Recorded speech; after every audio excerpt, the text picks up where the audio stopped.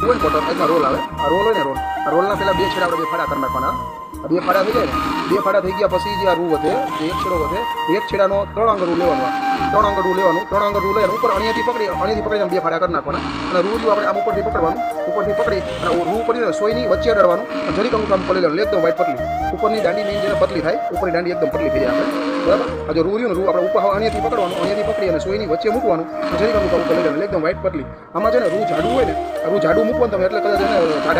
જાડી થતી હોય આ રૂ રહ્યું રૂ આમ વચ્ચેથી નહીં પકડવાનું રૂ આમ ઉપરથી અણીથી પકડવાનું અણીથી પકડીને બે ફાડા કરી નાખવાના ઉપરથી પકડી અને સોયની બે વચ્ચે મૂકી અને જરી રૂ આમ જરી દાંડી પતલી કરી નાખવાના એટલે એકદમ વાઈટ પતલી થઈ જાય તમારે દોરાજી વાઈટ થઈ જાય તમારે વાઈટ રહીને એકદમ દોરાજી વાઈટ થઈ જશે વાઈટ બને એટલે પોસિબલ હોય દાંડી પતલી કરવાની આપણે જો નો ખબર પડે ને તો રૂ હોય રૂના બે ફાડા આપણે કરી નાખવાના એટલે બે પહેલાં તમારી પાસે જે રૂ આવ્યું હોય ને અને બે ફાડા રીતના કરી